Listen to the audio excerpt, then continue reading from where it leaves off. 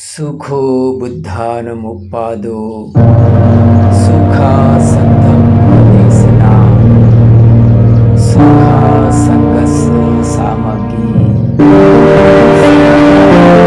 To accelerate the wheel of Dhamma, subscribe the channel and press the bell icon. चार असंख्य 1,00,000 कल्प पहले सुमेध नाम का एक तापस देखता है अमरावती नगरी को तरह तरह से सजाया गया था। लोग नए नए कपड़े पहने हुए थे, हाथ में फूलमालाएं, सुगंधी इत्यादि धारण किए हुए थे। सब लोग इधर उधर उत्साह के मारे भागे भागे फिरते थे, क्योंकि अमरावती नगरी में आज दीपंकर बुद्ध का आगमन होने जा रहा था। बुद्ध नाम कान पर पड़ते ही सुमेध तापस में धम्म संवेग जाग पड़ता है। सम्यक संबुद्ध बनने की धर्म कामना करने वाले योग्य व्यक्ति को बहुत बड़ा त्याग करना पड़ता है। उपस्थित सम्यक संबुद्ध पात्र की इस पात्रता को जांचते हैं। उस व्यक्ति के पास पूर्व जन्मों की संचित पुण्य पारमिताओं का इतना संग्रह होना ही चाहिए कि उसी समय धम्म उपदेश सुनते सुनते उसके भीतर साधना जग जाए और वह जीवन मुक्त अरहंत अवस्था को प्राप्त कर ले। सुमेध तापस जानता है कि वो किसी सम्यक संबुद्ध के संपर्क शरण में आया हुआ है और उनका मानस इतना विकार विमुक्त हो चुका है कि जो अनुशय क्लेश यानी पूर्व जन्मों के संस्कारों की बची हुई जड़ें रह गई है, वे उसी वक्त निकल सकती है और वो भव मुक्त हो सकता है, अरहंत बन सकता है।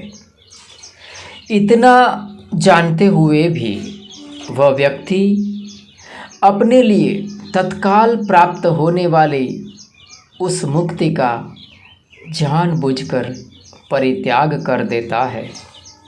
वो सोचता है, मैं ही नहीं, मेरे साथ अन्य अनगिनत दुखियारों के लिए मुक्ति का द्वार खुले। इस उदात्त भाव से यह परित्याग करता है। यह कितना बड़ा त्याग है, उसकी हम कल्पना नहीं कर सकते हैं। अरहंत होने की सारी शर्तें परिपूर्ण होती हो, फिर भी जो अरहंत व फल को सिर्फ लोक कल्याण के लिए त्याग देता है, यह आसान नहीं होता है। बोधिसत्व के इस त्याग को सम्यक संबुद्ध अपने बोधि चक्षु से जान लेते हैं, फिर वो उनकी सम्यक संबुद्ध बनने की भविष्यवाणी करते हैं। तापस सुमेध पांचों लोकीय सिद्धियों का धनी था, परंतु छठी सिद्धि का उसके पास अभाव था। उसी की उसे खोज थी। वह समझता था कि आश्रवक्षय की अवस्था आठों ध्यान के परे की सिद्धि है। वह यह भी समझता था कि उसे ही प्राप्त करके कोई व्यक्ति भवमुक्त बन सकता है और अरहंत बुद्ध कहलाता है। इसी कारण से लोक में बुद्ध उत्पन्न होते हैं। यह सुनते ही वो हर्ष विभोर हो जाता है। दीपंकर बुद्ध के दर्शन के लिए लालायित हो उठता है और वो उनकी सेवा में तत्पर हो जाता है। दीपंकर बुद्ध का जिस मार्ग से आगमन हो रहा था, उसकी सब नगरवासी मिलकर साफ सफाई कर रहे थे। उनके साथ सुमेध तापस भी जुड़ जाता है। आगमन का समय हो जाता है, लेकिन मार्ग में थोड़ा कीचड़ रह गया था। सामने ही दीपंकर बुद्ध आ रहे थे। अचानक सुमेध तापस के मन में तीव्र धम्म संवेग जागता है। देखिए कितनी अद्भुत भावना थी उसकी। क्या सामान्य व्यक्ति ऐसा सोच सकता है? वो सोचता है कि भगवान बुद्ध के पैर कीचड़ में पड़ के मैले हो जाएंगे। अब सफाई करने का समय नहीं बचा था। वो जल्दी से कीचड़ के गड्ढे में अपनी जटा खोलकर लेट जाता है ताकि भगवान दीपंकर बुद्ध उनके शरीर पर पैर रखकर निकल सके और उनके पैर मैले ना हो। कितनी अद्भुत आश्चर्यजनक सोच है। भगवान दीपंकर बुद्ध उनको बड़े प्यार से उठाते हैं और अपने बोधि चक्षु से उनकी तरफ देखते हैं। अरहंत सम्यक संबुद्ध बनने की तमाम क्षमता को तापस सुमेध में देखते हैं। उसने 8 ध्यान का अभ्यास किया है। दीपंकर बुद्ध के मार्गदर्शन से उनको निश्चित ही अरहंत अवस्था प्राप्त हो सकती थी, जिसकी उनको तलाश थी। परंतु वो सोचता है कि स्वयं के अकेले की मुक्ति के लिए प्रयत्नशील होना तो बड़ी स्वार्थपूर्ण बात हुई। अपने साथ साथ अन्य अनगिनत प्राणियों की मुक्ति में सहायक बन सके, उसी में जीवन की सार्थकता है। दीपंकर बुद्ध उनकी भावना देखकर भविष्यवाणी करते हैं कि आज से 4 असंख्य और 1 लाख कल्प के बाद सुमेध तापस गौतम बुद्ध नाम का सम्यक संबुद्ध बनेगा। माता का नाम महामाया और पिता का नाम शुद्धोदन रहेगा। और सुमेध तापस को वो पुण्य पारमिताएं पूर्ण करने के लिए उपदेश देते हैं। सुमेध तापस 10 सामान्य पुण्य पारमिता, 10 उपपारमिता और 10 परमार्थ पारमिता पूर्ण करते करते अपना अंतिम जन्म तुषित देवलोक में लेता है। सिद्धार्थ गौतम की माता महामाया और कपिल वस्तु के राजा शुद्धोदन की धर्मपत्नी शाक्य वंशीय अंजन की पुत्री थी, जो देवदव के प्रमुख थे। महामाया के 2 भाई थे और एक बहन महाप्रजापति गौतमी थी। राजा शुद्धोदन के साथ दोनों बहनों का एक साथ विवाह हुआ था। माता महामाया में बुद्ध की माता बनने की सारी योग्यताएं थी। वो पंचशील का अनिषुद्ध पालन करते थी, अर्थात प्राणी हिंसा, चोरी, व्याभिचार, झूठ और किसी भी प्रकार के नशीले द्रव्य से वो सदैव विरत रहते थे। उसके अतिरिक्त 10 पारमिताओं को पूर्ण करने के लिए वे पिछले कई जन्मों में प्रयत्नशील रहे थे। जिस दिन गौतम उनके गर्भ में प्रविष्ट हुए, उस दिन उन्होंने उपोषथ धारण किया हुआ था।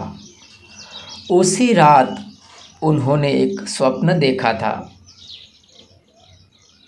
स्वप्न में चातुर महाराजिक देवता उनको उनकी शैया को उठाकर हिमालय पर ले जाते हैं और एक साल वृक्ष के नीचे रखे हुए एक सुंदर पलंग पर लिटा देते हैं उनको।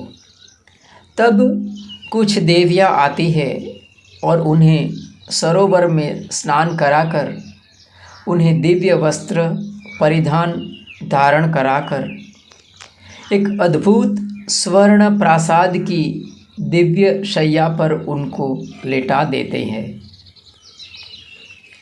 तभी एक सफ़ेद हाथी अपनी चमकदार सूंड में एक ताज़ा सफ़ेद कमल ले हुए दाहिनी दिशा से उनके गर्भ में प्रवेश करता है।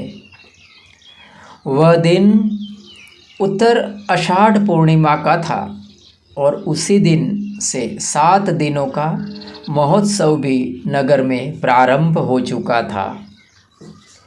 अगले दिन माता महामाया ने जब राजा शुद्धोधन को अपने दिव्य स्वप्न से अवगत कराया तो उन्होंने राज ज्योतिषियों को बुलाया और उस स्वप्न का रहस्य जानना चाहा। ज्योतिषियों ने कहा कि रानी के गर्भ में प्रविष्ट बालक या तो चक्रवर्ती सम्राट बनेगा या सम्यक संबुद्ध।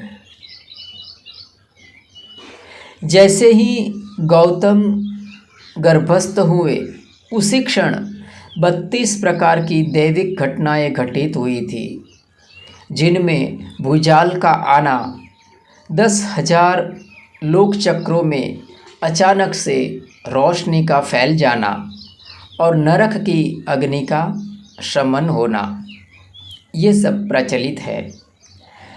10 महीने पूर्ण होने के बाद माता महामाया अपने दास दासियों के साथ पालकी में बैठकर पिता के घर देवदह जाने के लिए यात्रा करते हैं। कपिल वस्तु और देवदह के बीच में एक सालवन का उपवन आता है, जिसकी सुंदरता माता महामाया को लालायित करती है। वो अपने अनुचरों को थोड़ी देर पालकी रोकने को कहते हैं। पालकी से नीचे उतरकर वो उपवन का नज़ारा देख रहे थे। देखते देखते साल वृक्ष की फूलों से लदी हुई एक डाली को वो पकड़ लेते हैं। मंद मंद पवन से डाली इधर उधर झूल रही थी। उसी वक्त उन्हें प्रसव की वेदना होती है और खड़े खड़े ही वो शिशु को जन्म देते हैं। आगे जाकर उसका नाम सिद्धार्थ गौतम होता है। वो दिन साल ईसा पूर्व 563 वैशाख पूर्णिमा का था। लुम्बिनी के एक उपवन में गौतम का जन्म होता है। कहा जाता है शिशु के जन्म 4 महाब्रह्मा द्वारा बिछाई गई स्वर्ण जाल में हुआ था तथा दिव्य बारिश में उनका स्नान हुआ था। जन्म लेने के साथ ही शिशु 7 कदम चले थे और सिंहनाद करते हुए स्वयं का परिचय लोकनाथ के रूप में दिया था। अग्गो हमस्मिं लोकस्य सेठो हमस्मिं लोकस्य जेठो हमस्मिं लोकस्य अयमन्ति मा जाति नत्थि दानी पुनः भवति। इस लोक में मैं अग्र हूँ, लोक में मैं श्रेष्ठ हूँ, जयेष्ठ हूँ। मेरा यह अंतिम जन्म है, इसके बाद दोबारा जन्म नहीं होगा। जिस दिन गौतम का जन्म होता है उसी दिन बोधि वृक्ष, राहुल माता यशोधरा, आनंद आमात्य कालुदाई, अश्वकंथक, सारथी छन्न और 7 प्रकार के बहुमूल्य खजाने भी उत्पन्न हुए थे। तस्मिन्नेव समये राहुल माता देवी आनंदो छन्नो कालुदायी आमच्छो कंडको अस्य राजा महाबोधि रुखो चतस्सो निधि कुंभियो च जाता। उसी दिन माता महामाया कपिल वस्तु में लौट आते हैं और 7 दिन के बाद उनका मृत्यु हो जाता है। कुल पुरोहित असित कालदेवल को पता चलता है। वो कपिल वस्तु आते हैं और शिशु को देखने की मांग करते हैं। पिता शुद्धोदन कहते हैं कि मुनि, शिशु अभी सोया हुआ है, आप तनिक प्रतीक्षा करें। असित मुनि कहते हैं कि राजन, ऐसी विभूति ज़्यादा देर सोया नहीं करती। दूसरी तरफ शिशु आवाज़ करता है, मानो जैसे उनकी बात की साक्षी दे रहा हो। असित अपनी गोद में शिशु को उठाता है, गुमसुम होकर मुस्कुराता है और दूसरी ही क्षण वो गमगीन भी हो जाता है। ऐसी विचित्र हरकत से पिता शुद्धोदन चिंता में पड़ जाते हैं कि क्या कुछ अनिष्ट का संकेत तो नहीं है। असित मुनि कहते हैं कि यह बालक 32 लक्षण और 80 अनुव्यंजनों से युक्त हैं। ऐसी विभूति की 2 ही संभावना होती है। अगर वो गृहस्थ जीवन जीता है तो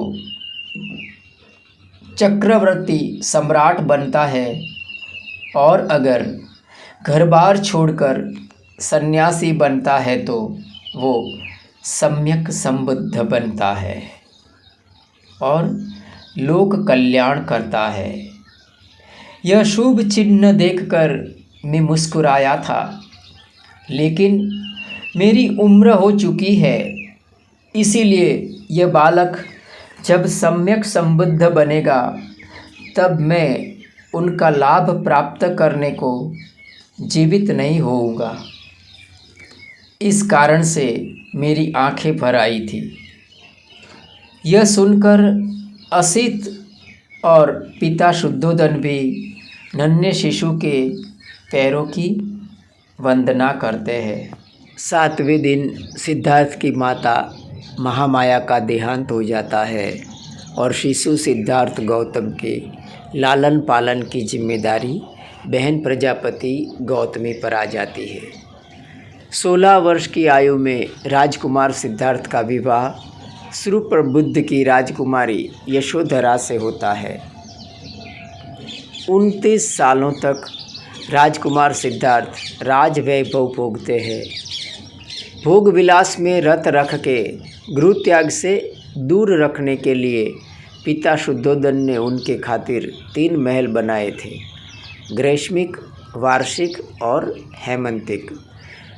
भावी सम्यक संबुद्ध सिद्धार्थ गौतम ने निर्लिप्त रहकर 29 वर्ष की आयु तक गृहस्थ जीवन बिताया। पुत्र राहुल के होने पर राजकुमार सिद्धार्थ ने गृह त्याग किया। वो दिन आषाढ़ पूर्णिमा का था। गृह त्यागने के बाद राजकुमार सिद्धार्थ 7 दिन तक अनुपीय नामक गांव में रहे।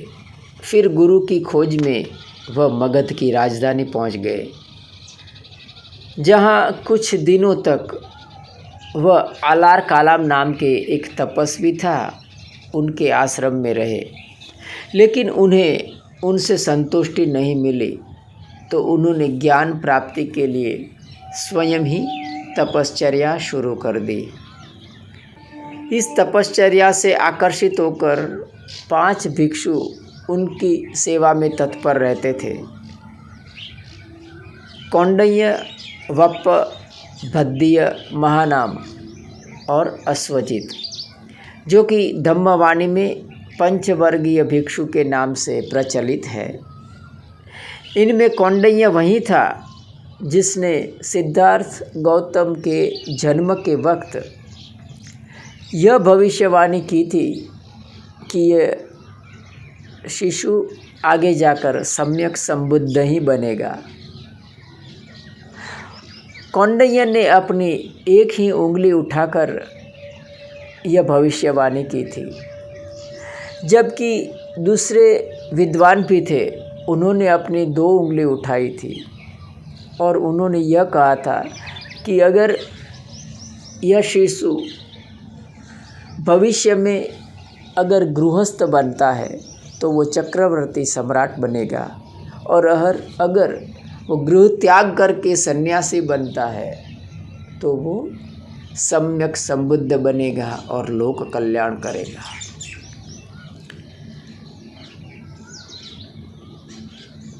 कठोर काया क्लेश के कारण उनकी काया अत्यंत जर्जरित हो गई, पेट और पीठ की चमड़ी एक हो गई, लेकिन उन्हें अभी तक ज्ञान की प्राप्ति नहीं हुई थी।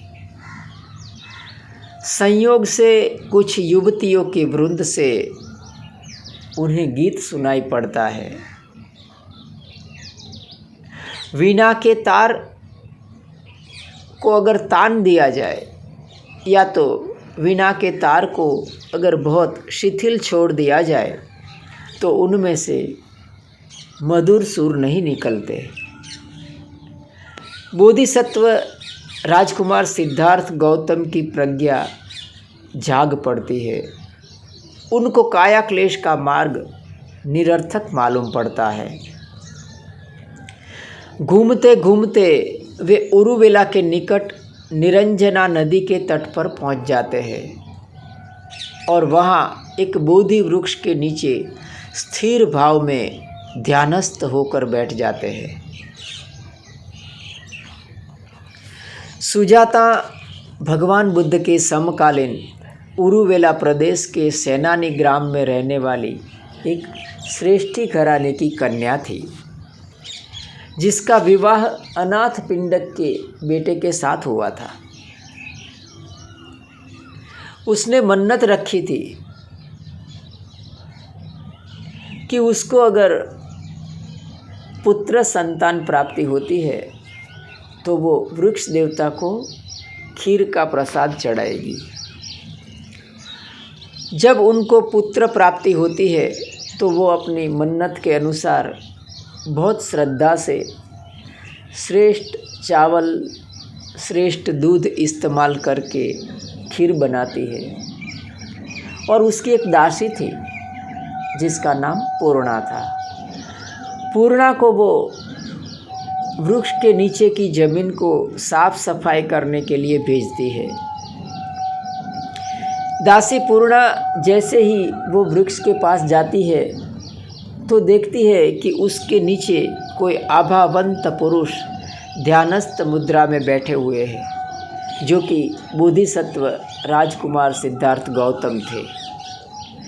लेकिन पूर्णा दासी उनको वृक्ष देवता समझ लेती है और पीछे पैर भागी भागी उनकी मालकिन के पास आती है और मालकिन सुजाता को कहती है कि मालकिन, आपकी खीर को ग्रहण करने के लिए स्वयं वृक्ष देवता उपस्थित हुए हैं। सुजाता को भी आश्चर्य होता है। वो सुवर्ण पात्र में खीर लिए हुए सुंदर वस्त्र परिधान करके दासी पूर्णा के साथ वो वृक्ष के पास पहुंचती है, जिसके नीचे राजकुमार सिद्धार्थ गौतम ध्यानस्थ बैठे हुए थे। उत्साह, आश्चर्य और श्रद्धा से अभिभूत होकर सुजाता उन्हें वो खीर भरा सुवर्ण पात्र अर्पण कर देती है। बुद्धत्व प्राप्ति से पहले पूर्व के हर एक बुद्ध के द्वारा किसी न किसी स्त्री के हाथों खीर ग्रहण करने की बात धम्मवाणी में बताई गई है। सुजाता कहती है कि जैसे मेरी मनोकामना निष्पन्न हुई वैसे आपकी मनोकामना भी निष्पन्न हो। पुत्र प्राप्ति की मनोकामना निष्पन्न हुई थी ना। यथा मह्यम मनोरथो निपन्नो एवं तुया कंपे निपज्जतुति। भावी बुद्ध राजकुमार सिद्धार्थ ने वो खीर 49 कौर में ग्रहण करके 49 दिन के उपवास का अंत किया और वो सुवर्ण पात्र को निरंजना नदी में बहा दिया। वो पात्र प्रवाह की उल्टी दिशा में बहते बहते काल नागराज के निवास स्थान पर पहुंच गया। खीर ग्रहण करने के कारण उनकी सेवा में रत पंचवर्गीय भिक्षु उनको पथभ्रष्ट समझकर उन्हें छोड़कर इसी पतन चले गए। एक मुसाफिर घसियारे ने उन्हें 8 मुट्ठी घास दिया था, जिसको पूर्व दिशा की तरफ बिछाकर उसका आसन बनाकर उन्होंने अधिष्ठान लिया कि जब तक मुझे बुद्धत्व की प्राप्ति नहीं हो जाती है तब तक मैं आँख नहीं खोलूँगा, हाथ नहीं खोलूँगा, पैर नहीं खोलूँगा, चाहे मेरी मृत्यु भी क्यों न हो जाए। इस तरह का उनका अधिष्ठान के तेज से महाब्रह्मा और सारे देवता उनके सामने प्रकट होकर उनकी स्तुति करते हैं। परंतु मार सेना ने उनके ऊपर भयानक आक्रमण किया, जिसके भय के मारे सारे देवता वहाँ से भाग खड़े हुए। पिछले 550 जन्मों तक अर्जित की हुई पुण्य पारमिताओं ने मार सेना के आक्रमण से राजकुमार सिद्धार्थ गौतम का सुरक्षा किया। भावी बुद्ध राजकुमार सिद्धार्थ गौतम से परास्त होकर मार सेना भाग खड़ी हुई। सारे देवताओं ने विजेता की जय जयकार किया।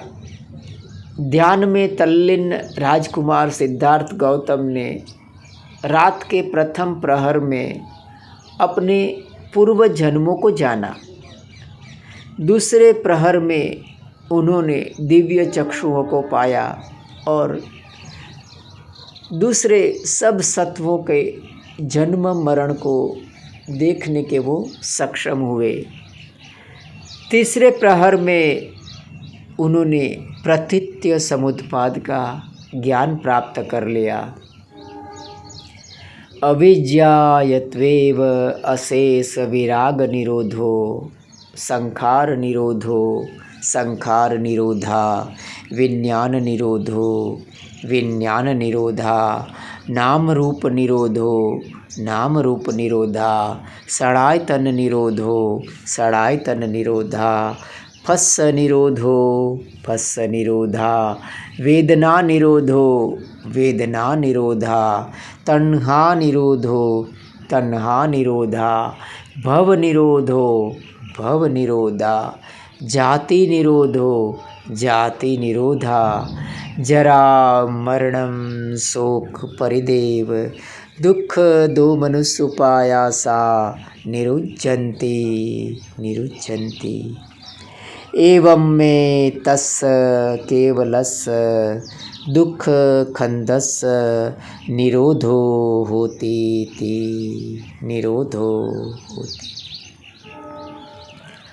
और अंत में बराबर सवेरा होने की तैयारी में था तब उन्होंने सम्यक संबुद्धत्व की प्राप्ति की।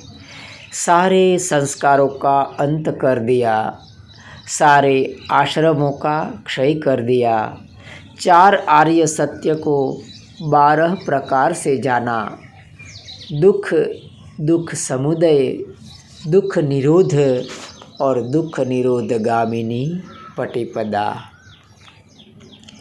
यतो चखो में भिक्खवे इमेषु चतुषु अर्यसच्चेषु एवं ते परिवट्टं द्वादशाकारं यथाभूतं ज्ञानदर्शनं सुविशुद्धं महोसि।